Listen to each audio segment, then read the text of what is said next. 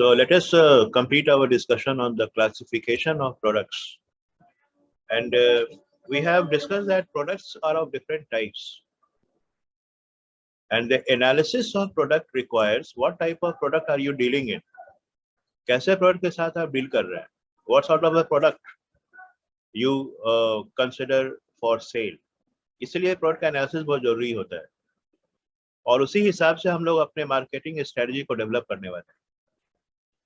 अब जैसे मान लीजिए consumer products, the intention of the purchase is the ultimate consumption, use, so that you can satisfy your need or want.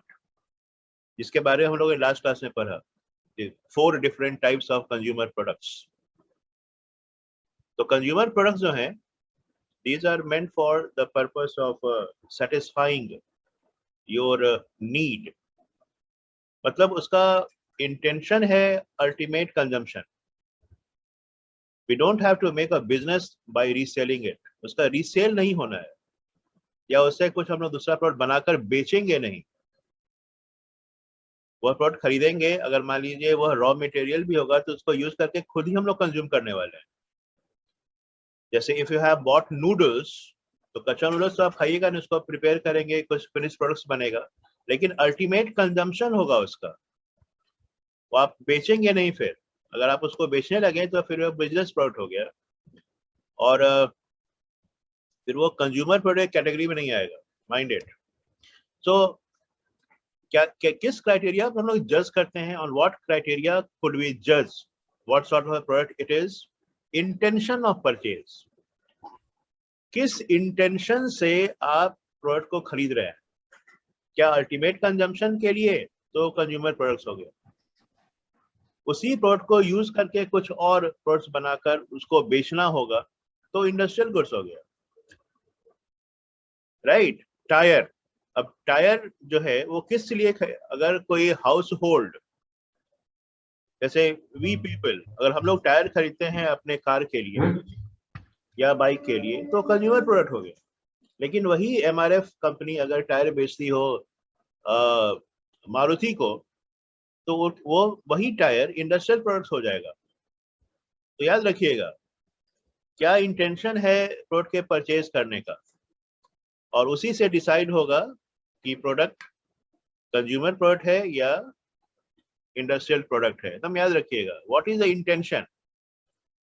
Is the intention to use the product to satisfy the need of the customer or to manufacture some other products and services which could be offered for sale to make a profit.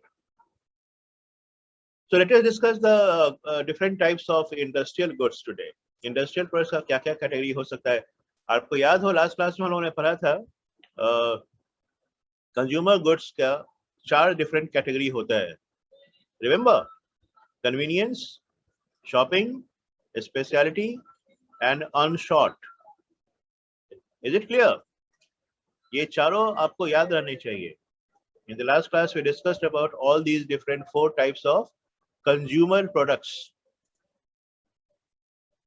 अब जैसे shopping products कब होगा? Shopping goods, उसके लिए क्या criteria होना चाहिए? अगर जब भी आप कुछ खरीदते हैं तो शॉपिंग नहीं करते हैं. Mind it. Whenever you go for buying a product, you are not shopping. Shopping तभी होता है जब आप कंपेयर करते हैं at the point of sale. तभी शॉपिंग होगा, नहीं तो फिर शॉपिंग नहीं होगा. तो इन डिफरेंसेस को एकदम बखूबी समझ लीजिएगा, और अगर कहीं कंफ्यूजन होगा you are most welcome to make an inquiry. आप पूछ सकते हैं बेझिझक. अब जैसे speciality goods, may be a laptop, उसके बारे में हम लोग पहले से इंफॉर्मेशन कलेक्ट करते हैं. We make a decision and then we finally go and buy it. तो वहां पर पॉइंट ऑफ परचेज पर हम लोग कंपेयर नहीं करने लगते हैं. Don't you think there is a difference between buying a dress and buying a laptop?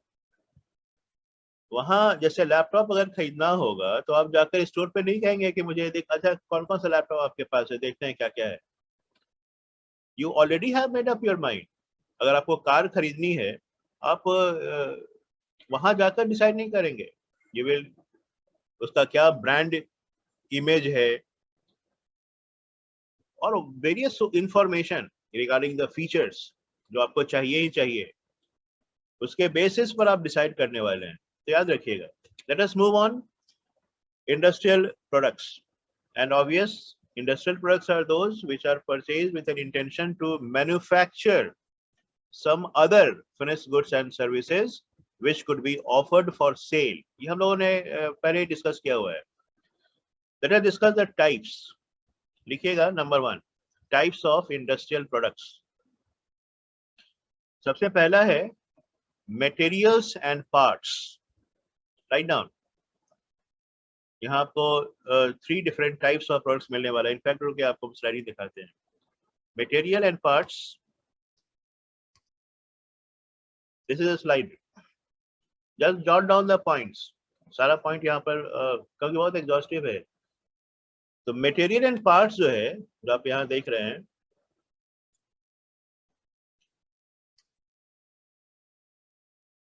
इनकी खासियत ये है ना कि ये फिनिश प्रोडक्ट का हिस्सा बन जाएंगे। They become the part of the finish product. जैसे मान लीजिए स्टील आपने खरीदा, तो वो कार का हिस्सा बन जाएगा। These products will become a part of the finished product। जैसे it will be made clear, condition बस यही है, it becomes a part of the finished product। जैसे मे बी रॉ मटेरियल, तो मटेरियल पार्ट्स में ये लिखिएगा रॉ मटेरियल। और रॉ मटेरियल हो सकता है मे बी फार्म प्रोडक्ट, जो एग्रीकल्चर प्रोडक्ट होता है, जो हम लोग प्रोड्यूस करते हैं एग्रीकल्चर के through, maybe cotton, fruit, cereals, vegetables, कुछ भी जो उपजाया जाता है। और दूसरा होता है नेचुरल प्रोडक्ट, जिसको नेचर ने दिया है, जैसे ores, iron ore, copper ore, lead, whatever, या फिर पेट्रोलियम या फिश, ये नेचर ने प्रोवाइड किया है, हम लोग नहीं उगा रहे हैं। राइट। तो ये सब जो है, these are produced, these are offered by the nature। आप पेट्रोलियम नहीं बना सकते हैं, getting it? आप आयरन ओर नहीं बना सकते हैं, लेकिन आप वेजिटेबल प्रोड्यूस कर सकते हैं। तो ये 2 तरह का कैटेगरी होगा रॉ मटेरियल्स का, या तो फार्म प्रोडक्ट या नेचुरल प्रोडक्ट, वो तो रॉ मटेरियल हो गया। मे बी उसी तरह से मैन्युफैक्चर्ड जो पार्ट्स है, मटेरियल पार्ट्स है ना, तो पार्ट्स में बीप करिएगा उसको और लिखिएगा manufactured materials and parts. Manufactured materials. Manufactured materials का क्या मतलब? इसमें 2 पार्ट बन जाएगा, जैसे component material, component parts and component materials. Component materials का मतलब है जैसे स्टील, जैसे सीमेंट। अच्छा, क्या मतलब होगा? जो नेचुरल प्रोडक्ट है, जैसे आयरन ओर है, उसको हम लोग प्रोसेस करके बनाएंगे स्टील। उसमें बहुत सारा डिफरेंट एलिमेंट्स मिलेगा, फिर that will be manufactured. Steel का ओर नहीं मिलेगा आपको, स्टील बनाना पड़ेगा आपको। सीमेंट कहीं मिलेगा नहीं आपको, सीमेंट बनाना पड़ेगा। उसके कंपोनेंट्स भले आपने ओर से निकाले होंगे, लेकिन उसको प्रोसेस करके आपको सीमेंट बनाना होगा, स्टील बनाना होगा। तो ये सब है कंपोनेंट मटेरियल। नहीं, जैसे हमारी कंस्ट्रक्शन में आपको सीमेंट चाहिए, तो सीमेंट आपको बनाना पड़ेगा। आपको केवल ये नहीं है कि किसी और में आपको सीमेंट मिलेगा। तो इसीलिए इसका नाम है मैन्युफैक्चर्ड मटेरियल। आप इसको मैन्युफैक्चर कर रहे हैं, लेकिन है तो मटेरियल ही। केवल सीमेंट लेके क्या कीजिएगा? क्योंकि उसका कोई वो बनेगा, जब मान लीजिए हाउस बने, ब्रिज बने, तो उसका एक हिस्सा बन जाएगा, वो तो प्रोडक्ट का हिस्सा बनेगा, इसीलिए उसको इस कैटेगरी में डाला हुआ है। लेकिन ये सारा जो मटेरियल्स है, they are to be manufactured by the individual या हाउस, जो भी ऑर्गेनाइजेशन। और कंपोनेंट पार्ट्स जो है, वो तो आप सब जानते हैं, जो कि अटैच होता है, जैसे टायर। उसको उठा खरीद के अपने प्रोडक्ट में अटैच कर देंगे एज इट इज, उसमें कोई ट्रांसफॉर्मेशन नहीं होगा। जैसे मोटर्स, जैसे बहुत सारा उसको अटैच करते हैं। जैसे मान लीजिए स्कूटर में होता था स्पार्क प्लग, खरीदा उसको अटैच कर दिया, तो वो मटेरियल जो खरीद के आप अपने प्रोडक्ट में अटैच कर दीजिएगा, वो बन जाएगा कंपोनेंट पार्ट्स। ठीक है, स्पेयर पार्ट्स का दुकान होता है।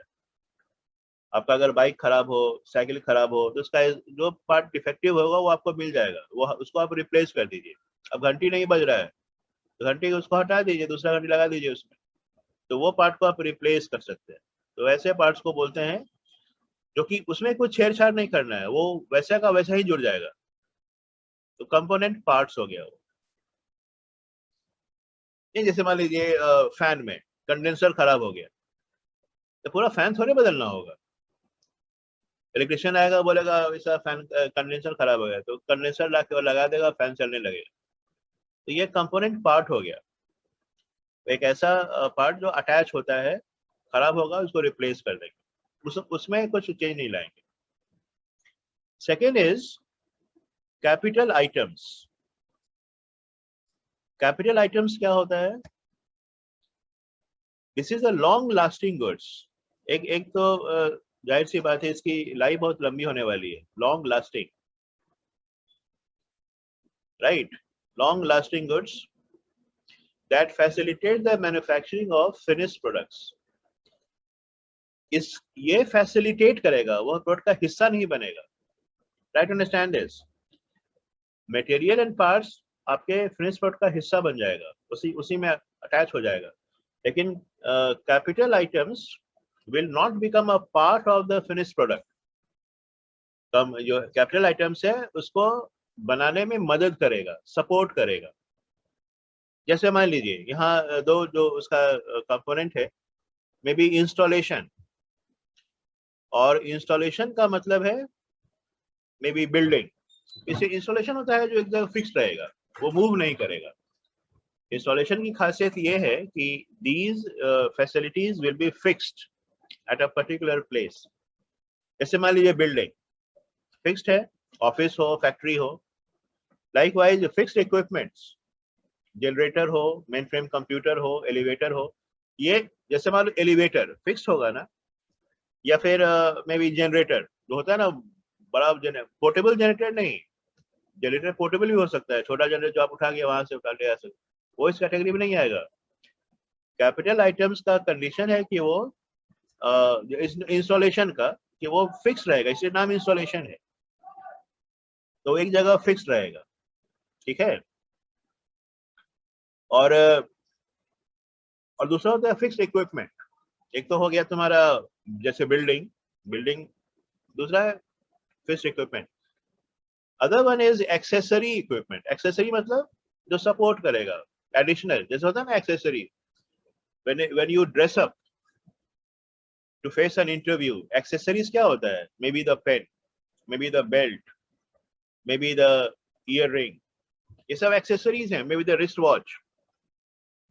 आपका जो मान लीजिए जो ड्रेस है, जो मान लीजिए सूट है, वो तो एकदम मेन हो गया ना, उसके साथ जो सपोर्ट करेगा, मे बी जो नैपकिन है, मे बी जो हैंकी है, ये सब एक्सेसरीज हैं, माइंडेड। उसी तरह से बिजनेस ऑर्गेनाइजेशन में भी ये सब सपोर्ट इक्विपमेंट्स होते हैं, एक्सेसरीज। तो एक्सेसरीज को हम लोग दो पार्ट में बांट रहे हैं, फैक्ट्री इक्विपमेंट एंड टूल्स। और ये पोर्टेबल होते हैं, ये मूव करेंगे, राइट। हैंड टूल्स जैसे होता है रिंच, देखो तरह तरह का रिंच होता है, तो वो एक मूव करता जाएगा, वो कहीं खास जगह लोकेटेड नहीं होगा। जैसे वह मान लो तुम फ्लायर ले रहे हो या स्लाई रिंच ले रहे हैं, ये सब क्या है? सब जैसे लिफ्ट ट्रक, जहाँ फैक्ट्री में देखिएगा प्रोडक्शन, वहाँ लिफ्ट ट्रक होता है, वो किसी मटेरियल को उठाकर कहीं दूसरे जगह पहुंचा देगा, तो वो खुद ही मूव करेगा। वैसा ट्रक नहीं होता है जैसा कि रोड पे चलता है, वो उसका काम लिफ्ट है, करना है और उठा के कहीं पर उसको पहुंचाना है, तो पूरा सिस्टम को मैकेनाइज करने की कोशिश होती है, राइट।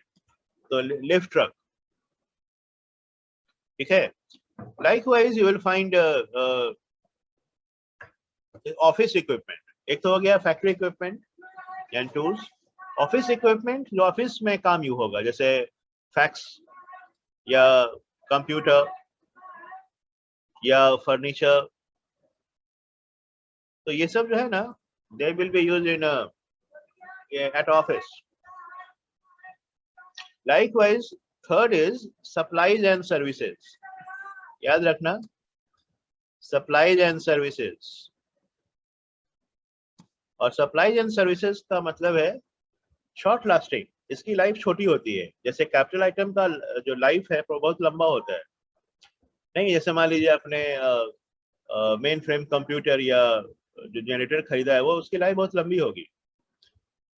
लेकिन सप्लाईज एंड सर्विसेज में शॉर्ट लास्टिंग इनपुट्स हैं और ये भी फैसिलिटेट करेंगे, ये भी हेल्प करेंगे प्रोडक्ट को मैन्युफैक्चर करने में. और सप्लाईज में two components are there. Operating supplies में वो सारे गुड्स होंगे, फिजिकल गुड्स, जैसे लुब्रिकेंट, स्टेशनरी, राइट, या फिर मेंटेनेंस एंड रिपेयर्स. इसमें जैसे पेंट्स होगा, मे बी नेल्स या ब्रूम्स या मॉपर्स, ये सब जो मेंटेनेंस के लिए यूज होता है. जैसे आपको अपने प्रेमाइस को क्लीन करना है, you have to ensure that the premise is kept clean, तो आपको चाहिए मॉपर्स, आपको चाहिए ब्रूम्स, झाड़ू चाहिए. तो ये सब जो है मेंटेनेंस के लिए यूज करते हैं. पेंट चाहिए, तो ऑल दिस थिंग्स. और सर्विसेज भी हो सकता है, may be maintenance and repair services. क्या मतलब? क्लीनिंग चाहिए, या फिर if the machine goes out of order, machine टूट गया, तो आपको मेंटेनेंस सर्विस चाहिए. तो मेंटेनेंस एंड रिपेयर्स में सर्विसेज. और दूसरा है बिजनेस एडवाइजरी. ये वैसे सर्विसेज हैं जो ऑर्गेनाइजेशन के बिजनेस के लिए चाहिए होगा. जैसे मान लो legal services, advisory services, research, maybe advertising. ये सब एडिशनल सर्विसेज है जो ऑर्गेनाइजेशन खुद नहीं करता है, जिसको वो थर्ड पार्टी से हायर करता है. तो ये डिफरेंट सर्विसेज हैं. तो याद रखिएगा, मटेरियल्स जो इंडस्ट्रियल प्रोडक्ट्स हैं, there are 3 different types: material and parts, capital items, supplies and services. ये 3 कैटेगरी बस याद रखना है. और इसके अंदर जो जो फाइनल कैटेगरीज है, right. So that completes our discussion on the classification of product. आपके सिलेबस में जो नेक्स्ट पार्ट है, that is product life cycle. और this is very important, product life cycle. और इसको जरा अच्छा से समझिएगा. Any question on that? अगर कहीं कुछ पूछना हो यहाँ पे, industrial products, just check it out. क्योंकि केवल बस एक आइडिया रखना है आपको, बहुत ज्यादा इसमें कोशिश नहीं करना है. जस्ट मेक श्योर कि आप सारे कंसेप्ट के बारे में आपको पता रहे. सर थर्ड में सप्लाई एंड सर्विसेज है, तो बी नंबर सर्विसेज नहीं समझे हैं सर. सप्लाई और सर्विसेज को एक बार और समझा दीजिएगा. Okay, very good, I am coming. देखो, सप्लाईज एंड सर्विसेज में वह सारे प्रोडक्ट्स और सर्विसेज हैं जिसका बार बार यूज होना है. इनकी लाइफ छोटी होती है, किसी खास पर्पस के लिए यूज होगा, फिर उसको बार बार खरीदना होगा. और ये आपके फिनिश प्रोडक्ट को बनाने में मदद करेगा. आपके फिनिश प्रोडक्ट का हिस्सा नहीं बन जाएगा. हिस्सा बनेगा केवल रॉ मटेरियल एंड पार्ट्स. ना कैपिटल आइटम आपके प्रोडक्ट का हिस्सा बनने वाला है, ना सप्लाईज एंड सर्विसेज आपके फिनिश प्रोडक्ट का हिस्सा बनने वाला है.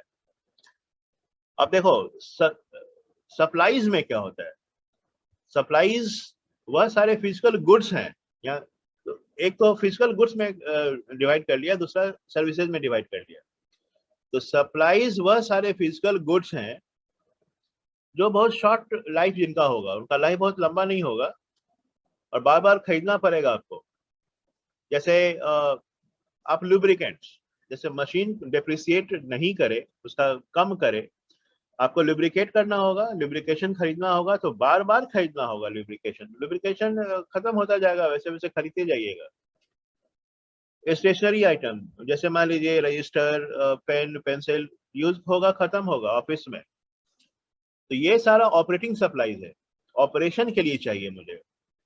ये एक्टिविटी सुचारू तरीके से काम हो सके, उसके लिए जो भी सप्लाई, जो फिजिकल गुड्स चाहिए, जो बार बार लेने होंगे, लुब्रिकेंट्स, बहुत सारा ऐसा गुड्स एंड गुड्स, लेकिन तो वो ऑपरेटिंग सप्लाईज है। मेंटेनेंस का मतलब है वो सारे गुड्स, अगेन सप्लाईज में हमेशा गुड्स होगा, ऐसे गुड्स, फिजिकल गुड्स जो कि मेंटेन करने के लिए चाहिए होगा। जैसे पेंट, अब जंग नहीं लग जाए मशीन में तो आपको पेंट करना होगा, और बार बार पेंट करता रहना होगा, नहीं तो उसमें जंग लग जाएगा और may be it will depreciate very fast. या आपको जिनका एग्जिस्टेंस, जैसे ब्रूम, ब्रूम क्या है, झाड़ू।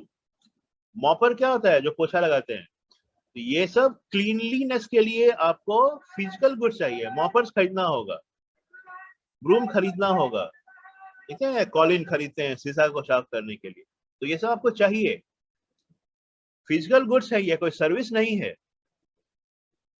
सर्विसेज के दायरे में केवल सर्विस की बात हो रही है। मुझे कोई ऐसा आदमी चाहिए कि वो साफ कर सके, नहीं क्लीनिंग कर सके, प्रेमाइस क्लीनिंग। मॉपर तो आपने खरीद लिया, लेकिन उसको यूज कौन करेगा? तो आपको कोई चाहिए service provider. So you appoint a person जो कि मे बी स्वीपर, ताकि वो साफ कर सके।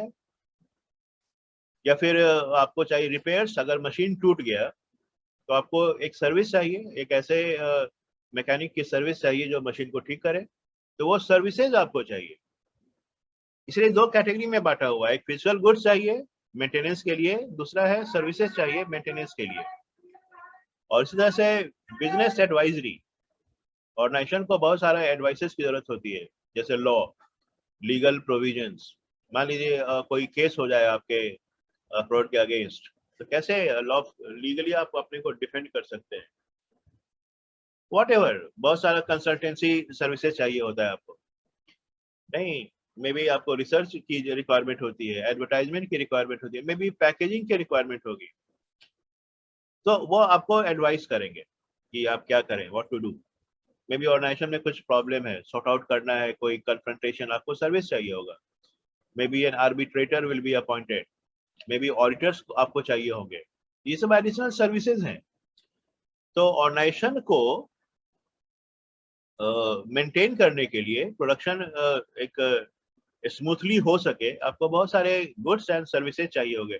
जो गुड्स हैं वो हो जाएगा आपके सप्लाईज में, और जो सर्विसेज हैं उसका तो सर्विसेज दायरा है ही, ठीक है। तो ये सारा जो प्रोडक्ट्स है ना, फिजिकल गुड्स को मैन्युफैक्चर करने के लिए चाहिए, केवल रॉ मटेरियल एंड पार्ट्स ही है जो आपके फिनिश प्रोडक्ट्स का हिस्सा बन जाएगा, उसमें अटैच हो जाएगा। कैपिटल आइटम हो या सर्विसेज एंड सप्लाईज हो, वह सपोर्ट करेगा, वो हेल्प करेगा कि मैन्युफैक्चर हो सके। अब जैसे मान लीजिए आपके पास मशीन नहीं है, तो कैसे प्रोडक्शन होगा? तो machine will facilitate the production. Elevator नहीं है तो कैसे हो जाएगा यहाँ से उठ के वहां ऊपर, जो भी मटेरियल है या पीपल है, जो भी लोग, तो ये सारा फैसिलिटीज है, इसलिए नाम इसका फैसिलिटेटर है। These will facilitate the production of the finished goods. ठीक है? Any other question? जहां कंफ्यूजन होगा ना, एकदम पूछिएगा, कभी ये मत सोचिएगा कि सर हाँ बोलो। सर कैपिटल आइटम्स थोड़ा बता दो। कैपिटल आइटम्स वो प्रोडक्ट होता है ना जो बहुत महंगा होगा और जिसकी लाइफ बहुत बड़ी होगी। जैसे मान लो तुमने खरीदा है मे बी एन एलिवेटर, एक चाहे कुछ ऐसा मशीन जो कि प्रोडक्शन के लिए रिक्वायरमेंट है, जिसका एक ऐसा मशीन जिसके थ्रू प्रोडक्शन होना है। जैसे मान लीजिए आपने खरीदा है मे बी अगर आपने कहीं विजिट किया होगा वाटर, पैकेज्ड वाटर फर्म, अब तो उसको मिनरल वाटर नहीं बोलते हैं as per the supreme court ruling, जो वाटर होता है, पैकेज वाटर जैसे बिस्लरी, तो उसका जो इक्विपमेंट होगा जो उसको क्लीन करेगा और आयोनाइज करेगा, तो वो मशीन जो है that will become the capital item. अगर ये नहीं होगा ना तो प्रोडक्शन नहीं होगा। जैसे मान लो फैक्ट्री नहीं है, कैसे प्रोडक्शन होगा? अब ये सारा जो फैसिलिटी है ना उसमें कुछ स्टेशनरी रहेगा जो कभी मूव ही नहीं करेगा, एक ही जगह फिक्स रहेगा। जैसे आपका जो प्लांट है, ऐसा नहीं ना कि आज प्लांट यहाँ पर है, कल प्रोडक्शन हम कहीं और करेंगे, तीसरे दिन प्रोडक्शन कहीं और करेंगे, तो आपको एक जगह चाहिए। तो वैसे सारे जो होते हैं ना दैट इज कॉल्ड बिल्डिंग। जैसे फैक्ट्री में प्रोडक्शन होता है तो बिल्डिंग है factory, all sorts of building. अगर फैक्ट्री नहीं होगा तो प्रोडक्शन कैसे होगा? ये सारे डिफरेंट मशीन्स को हम लोग कैसे एक साथ एक जगह लाएंगे? उसके लिए एक जगह चाहिए आपको, दैट इज कॉल्ड फैक्ट्री। उसी तरह से कुछ इक्विपमेंट्स होते हैं जो स्टेशनरी होंगे, वो मूव नहीं करेंगे। मे बी कोई कटिंग मशीन है और कुछ काटना होगा तो आप यहाँ पर आइएगा, मशीन आपके पास नहीं जाएगा, तो वैसा मशीन हो जाएगा कैपिटल आइटम्स। लेकिन अगर मशीन वहां चला जाए तो इसलिए वो फिर कैपिटल आइटम्स नहीं होगा, फिर वो चला आएगा आपके एक्सेसरीज में। देखो कैपिटल आइटम्स में अंतर क्या है इंस्टॉलेशन और एक्सेसरीज में? इंस्टॉलेशन है फिक्स्ड, एक ही जगह वो फिक्स रहेगा, वो मूव नहीं करेगा। एक्सेसरीज है वो मूव करेगा और उसका प्राइस भी कम होगा as compare to installation, right? तो ये सारा जो एक्सेसरीज हैं दे विल मूव। जैसे देखोगे जैसे टूल्स, पोर्टेबल्स टूल्स, अब लिफ्ट ट्रक तो खुद ही मूव करता है, फर्नीचर कैन मूव, कंप्यूटर को आप चेंज कर सकते हैं, नहीं डिपेंडिंग ऑन द रिक्वायरमेंट। ऐसे कंप्यूटर जो फिक्स ही रखते हैं, लेकिन अगर जरूरत पड़ा तो आप उसको रिस्ट्रक्चर कर सकते हैं। तो एक्सेसरीज है वही ऐसे प्रोडक्ट जो कि कैपिटल आइटम ही है, क्योंकि ये भी प्रोडक्शन को सपोर्ट करेंगे, राइट? अब ये सब जैसे आपको फैक्स मशीन चाहिए, जैसे ऑफिस में कोई मशीन चाहिए, तो आपको ये सब इक्विपमेंट चाहिए ही चाहिए, उसके बिना आप you can not carry on your business, ठीक है? Now let us move on to discuss a very important one, and that is PLC. क्योंकि PLC is the heart and core. इस पर अच्छा कमांड करिएगा। क्लासिफिकेशन तो याद करने वाला है, उसमें कोई पता चल जाएगा क्या क्या कैटेगरी है। आपके सिलेबस में जो नेक्स्ट वेरी इंपॉर्टेंट चैप्टर है that is PLC, product portfolio और न्यू प्रोडक्ट डेवलपमेंट, और फिर ब्रांडिंग पैकेजिंग तो कह रहे हैं। Discuss about PLC, product life cycle. देखो क्या है ना, हर एक प्रोडक्ट का एक लाइफ होता है। Every product has a limited life, मतलब a product which enters into the market will survive for some time and it will make an exit, निकल जाएगा मार्केट से बाहर। ये जो कंसेप्ट है वो ब्रांड में भी उतना ही रेलेवेंट है जैसे जितना प्रोडक्ट में है। जैसे कितने लोगों के पास अभी भी लैंडलाइन है? How many of you still have landline? BSNL का जो लैंडलाइन होता था, बाद में दूसरी कंपनी में है। यस कार्तिक, मेरे पास है अभी है। Very good, very good. लेकिन देखिएगा अब लैंडलाइन बहुत कम हो गया और आने वाले समय में लैंडलाइन खत्म ही हो जाएगा इन डेज टू कम। अच्छा Kartik, why still you have landline? ऐसा क्या आपको एडिशनल बेनिफिट मिल रहा है लैंडलाइन रखने से? एक्चुअली वो बहुत पुराना नंबर है और बहुत लोगों को बटा हुआ है, बहुत नंबर तो उसको हटा, हाँ तो उसको हटाना पॉसिबिलिटी में नहीं आता सर। सही बात है, सही बात है, सही बात है। अब मजबूरी है कि आप उसको नहीं हटा सकते हैं, ऑब्वियसली सबको फिर अपडेट करना होगा नंबर्स। लेकिन अब देखिए, अच्छा VCP है किसी के पास? VCR, VCP? एक ये सब एक प्रोडक्ट होता हुआ करता था।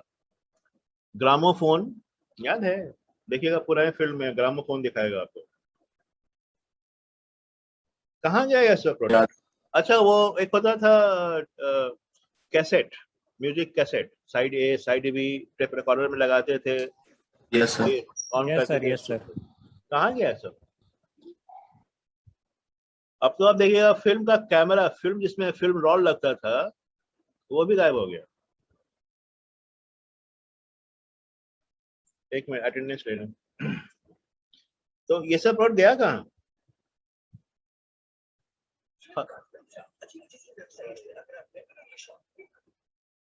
ये सब प्रोडक्ट देखे खत्म हो गया मार्केट से, उड़ गया सीधा। यही मतलब है, प्रोडक्ट का एक लाइफ होता है। For a certain period of time the product will survive, उसके बाद वो मार्केट से निकल जाएगा। और ये होना है। अब सवाल है वो कितना दिन रहेगा। लंबा रह सकता है। ब्रांड के साथ भी होता है। ऐसे कुछ ब्रांड का नाम बताइए जो आज के डेट में मार्केट में नहीं है। Any of you? कुछ ऐसे ब्रांड्स जो मार्केट में अब नहीं है, कभी हुआ करता था। बूस्ट सर, बूस्ट पहले टीवी वगैरह आता था। कौन सा टीवी? बूस्ट का सर, बूस्ट अच्छा, बुश का टीवी। BUSH। हाँ ठीक पहले है, black and Bush. White TV. Very good, very good, very good. Bush का रेडियो भी आता था, फिर बाद में से टीवी भी लॉन्च किया था। Right, perfect, very good. In fact Bush company अब है ही यस कहाँ? सर। फिर उसके बाद सर SCL, वो उसका सबसे पहला लैपटॉप आया था इंडिया में। SCL अब नहीं आता। HCL, SCL, SCL तो इंडियन कंपनी है, मालूम है ना? SCL शिव नादेर का कंपनी है। SCL, लेकिन हाँ नहीं, एक मिनट।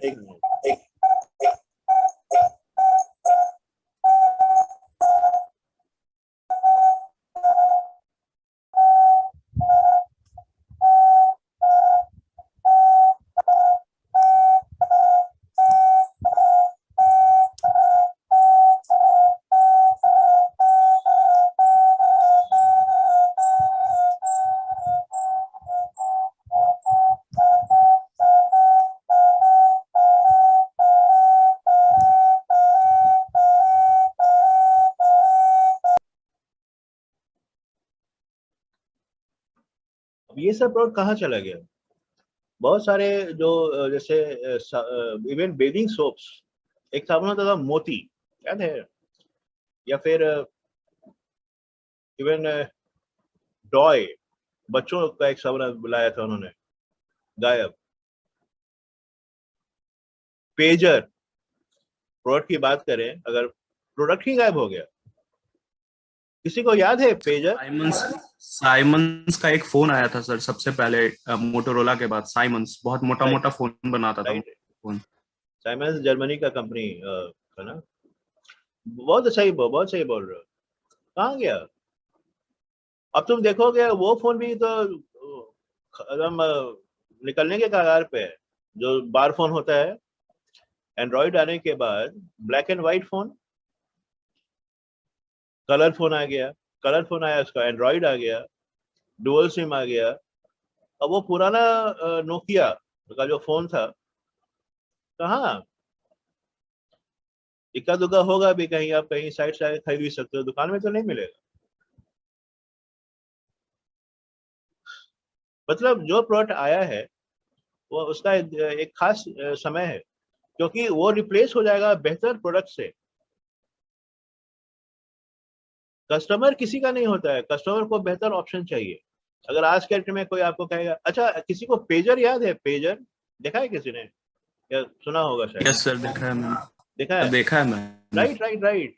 तो सेलफोन आने के पहले पेजर आया था, अच्छा खासा मार्केट में बेचारा। मैसेज आता था उस पे। हाँ, right right right, absolutely correct. Message, केवल मैसेज ही आप भेज सकते हैं, रिसीव कर सकते हैं, और उससे कुछ होगा नहीं। बीप बीप बीप साउंड आया, आपने देखा वो मैसेज, क्या व्हाटएवर। तो पेजर लोग खरीदने में बहुत इंटरेस्टेड क्यों हो गए? क्योंकि आप कहीं भी आपको मैसेज मिल जाएगा। लैंडलाइन के साथ क्या था कि आपको वहां रहना होगा। हम आपको कैसे ट्रेस करें? आप तो निकल गए हैं ऑफिस के लिए, आपसे कैसे कनेक्ट करें हम? अब आप कहीं ऑफिस जाइएगा तो शायद फोन के पास जाइएगा तो रिंग होगा तो लोग लोकेट करके आपको फिर बुलाएंगे।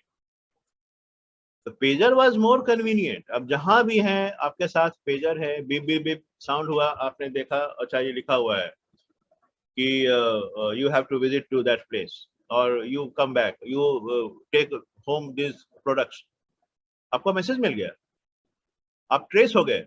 कोई आपसे मिलने आया है घर पे, आपको तुरंत मैसेज पहुंच गया। लेकिन पेजर बहुत दिनों तक मार्केट में टिका नहीं, लेकिन कितना यूजफुल था वो। नहीं टिकने का कारण था कि बहुत जल्दी आ गया मोबाइल फोन।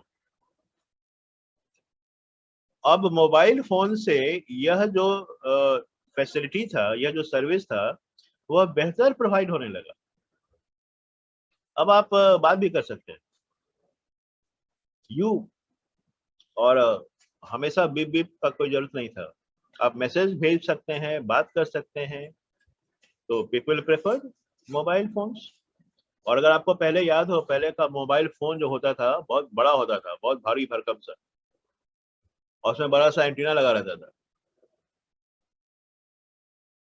देखा है कभी? याद, आपको याद होगा? Yes sir, right right right, yes sir, देखे परफेक्ट परफेक्ट, चलाए भी है। चलाई भी हो, राइट। तो उस समय मोबाइल फोन रखना बड़ा एक शान की निशानी थी, क्योंकि उस समय लैविशनेस था सर। लैविशनेस था, राइट राइट राइट। और उस समय आउटगोइंग भी लगता था, इनकमिंग भी लगता था चार्ज, इनकमिंग का भी चार्ज इनकमिंग का भी था चार्ज, सर, आउटगोइंग का तो था ही। और भी अच्छा खासा चार्ज था, मे बी यस सर, 7-8 ₹1 रुपया। पर मिनट। नहीं नहीं, उसमें तो बहुत ज्यादा था, जब पहले आया था 1 रुपया, तो फिर आ गया बाद में ना 4 रुपया था। बताओ, अरे वो एकदम बाप था, रे। वो आदमी था कि बहुत जो धनवान सर था था वही सब सर। रखता था। उसे आपका क्लास दिखता था, चौड़ा हो गया। 200 में 50 रुपए देता था सर टॉक टाइम। हाँ सही बात है, सही बात। तो जिसके पास पहले होता था सर बड़ा, एंटीना वाला रेडियो भी आता था, हाँ राइट राइट। एंटीना पहले वाला। थे, अभी पहले तो तो, वो अच्छा एंटीना वाला रेडियो सर देखे हो? महीना में लगता है कि 10 बार तो रिचार्ज करवाना पड़ रहा था। हाँ सही बात है, सही बात।